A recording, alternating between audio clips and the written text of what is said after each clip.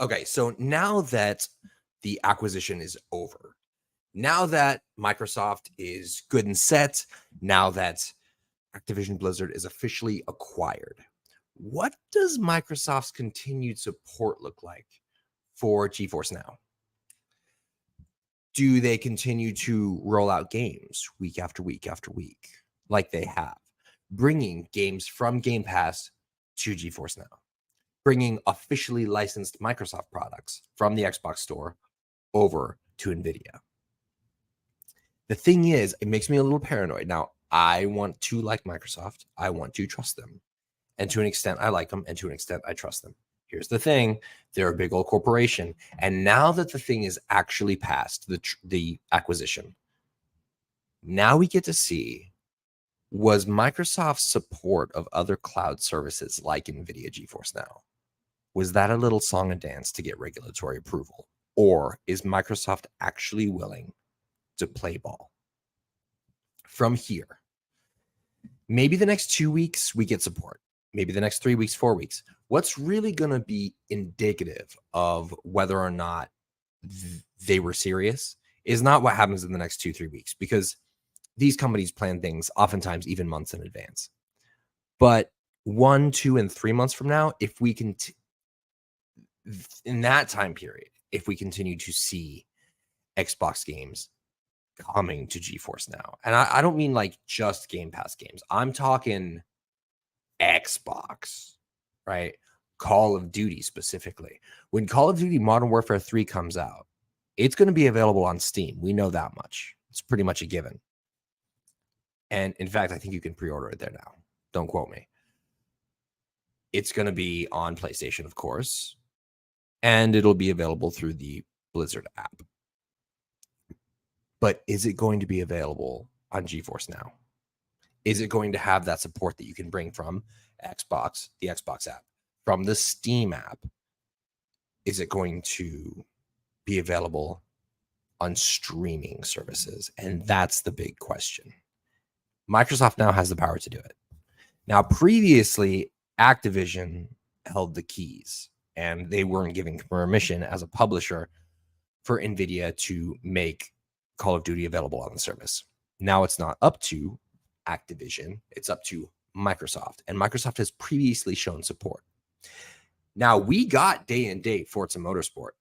I'm pretty sure it was day and date, or pretty darn close to day and date. Launched on Xbox, launched on PC, launched on Steam, launched on Geforcenow, pretty much, at least within a week or two. And I have to go back and confirm the dates exactly, but within a reasonable time frame, right? Is that what happens with Call of Duty now? That's the big question. That's the big question. Because here's the thing. This is literally just a piece of paper they sign, right? Call of Duty already runs on NVIDIA. There's no issue with compatibility there, right? As you know, Geforcenow is just running PCs in the cloud. The question is Microsoft going to sign that piece of paper that puts Call of Duty on the service, right? Because, of course, Geforcenow doesn't have a storefront. They just have Steam, Epic, and Xbox.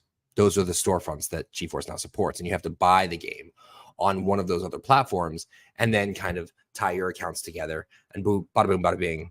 If you have a Geforcenow subscription, or if you just do the free tier or whatever, you can play the games you own.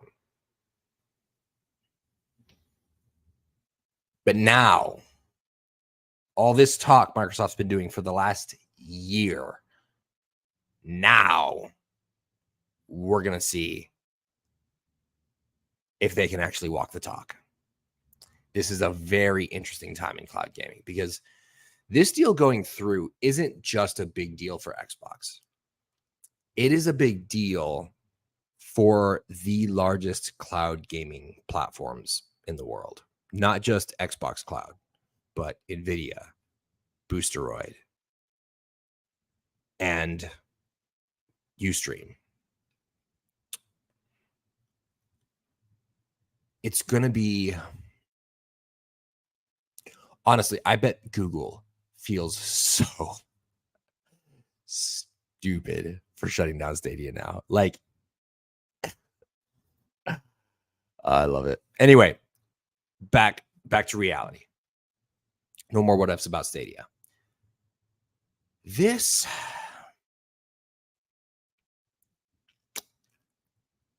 new reality that we're living in